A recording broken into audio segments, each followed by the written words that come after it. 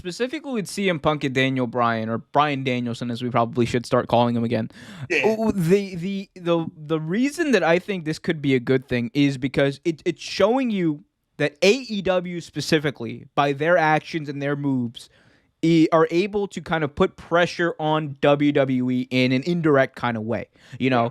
because that's kind of when WWE's at their best, when they have that competition, when they have that external pressure from TV partners or whatever. Because look, WWE is obviously not going to listen to the fans that much. They're more concerned about the people who are paying them, like the Saudi government and the Fox and NBC deals. Right. And when you got Fox and NBC upset for multiple reasons. And look, it's not just the signing of Punk and Bryan, it's also the creative direction of specifically Monday Night Raw. Apparently, USA executives are not happy with a lot of the ratings. The ratings are really bad for Raw, historically bad for Raw, and people are noticing. And the one thing that WWE is kind of being forced to reckon with is that their TV partners are starting to openly public. This is an open reports that are coming out saying that they're pissed. And that's not a good thing for WWE. No matter how much money they're making, no matter how much contract or how good their contracts are, it's a sign that your product is weakening. That the what used to be the staple of your product is starting to buckle a little bit. And when these executives, when your partners get involved, that's when it gets messy. And we've seen it multiple times in wrestling. When you have those external pressures, it's kind of like a boom or bust thing. Some like Vince McMahon in the late 90s, early 2000s, he boomed.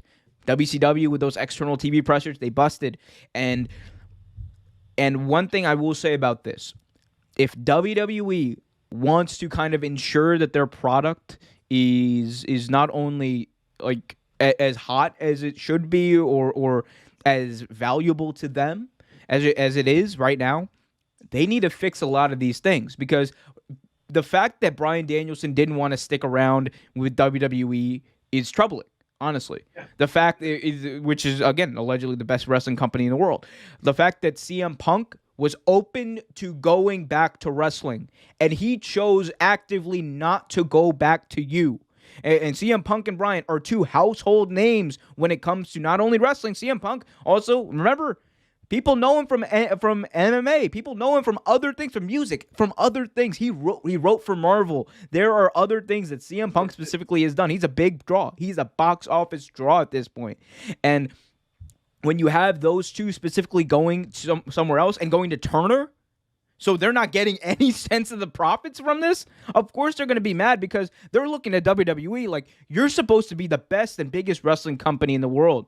Why did you not, if these guys were available, why did you not get these guys? Why didn't you lock them down? They were looking at like, what? Oh, now the other wrestling channel is going to get some of our views, which happen to be dwindling, by the way.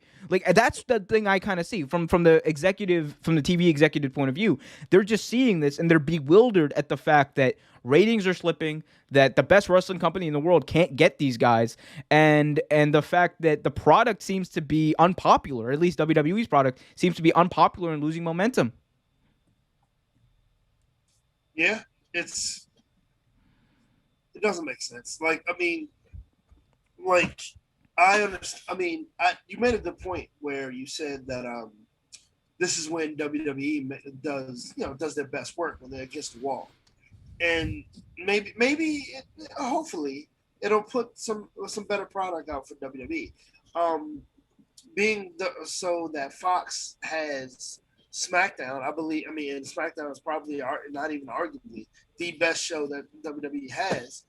Like, you're probably going to see some good stuff from more good stuff from SmackDown.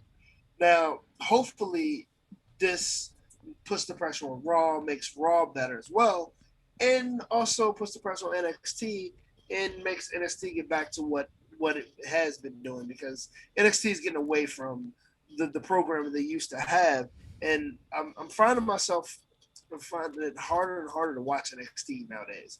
And I used to love NXT. NXT was one of my favorite shows besides AEW. So hopefully we'll see.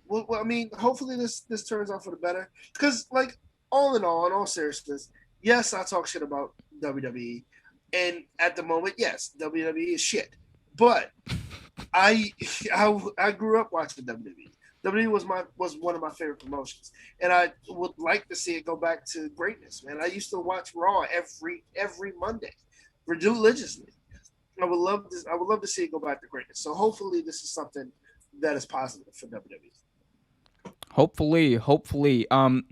Before we move on from this, I do want to talk about Bray Wyatt specifically because he was also something that his release also kind of pissed off the executives at USA and Fox. So just kind of shifting gears to him, two-time Universal Champion Bray Wyatt was released, and USA and Fox are not happy about that either because he was also one of the biggest attractions. If you look at some of the quarterly, hourly numbers for WWE TV, and it's caused a lot of frustration with WWE's TV partners, according to Andrew Zarian of the Mat Men Pro Wrestling Podcast.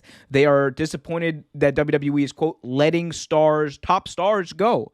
He said, quote, on vacation, I'm so behind on stuff. I'm hearing a lot of frustration from the networks regarding the Bray Wyatt release. Bray's release is really disappointing to a lot and a little scary to the top stars that are being let go, network source says. You have to remember the perception is everything, says Andrew Zarian, and he's spot on by saying that. Like, what do you kind of make of this? Should WWE's TV partners with all of these releases specifically be frustrated with the WWE for these releases and the way that they're happening and who's getting let go right now in the company? At this point, I think so because you gotta think to yourself, like, is it one of those situations where they're gonna get rid of too much talent and not have anyone that draws crowds on their shows? And if that happens, that's gonna mess up your TV deal. That's gonna take money out of your pockets. Like, I definitely will be frustrated with WWE right now. Like, if I'm their partner, if I'm their, if I'm signing them to a TV deal, I'd be upset. Like, you're literally cutting superstars, but you're cutting money. Like, people like Bray Wyatt, of course. I mean, you let Daniel Bryan go, you let CM Punk go. Like, people like these stars. Like, even Aleister Black. You're losing attractions, and that's not good for business. That's not good for what you're trying to do here. You know what I mean? Yeah, absolutely not. And look, again, we talked about the TV partners not being happy. We talked about the TV partners being upset. Like, you also got to think about the other partners that WWE has. How frustrated do you think 2K is right now after all of these releases? Like, they've been waiting a year to release this game, or 2 years now to release another game, and now they're like, okay, let's get it ready to go. I wonder how many roster cuts they're gonna have to make, honestly. And that's 30, not even 36, 36, dude. They've let go of a lot of people, and like, if you talk to people who know video game development and all that kind of stuff, it hinders it. When you don't know this kind of, like, you can add people like later on, but like cutting people, it's a whole different thing. It's a lot. It's a lot for a company to have to deal with, and for USA and Fox also. I'm sure it's frustrating because they're expecting the biggest draws to be there. They're expecting to have, okay, which stars are we going to push? We're going to push The Fiend. We're going to push, like, okay, cool.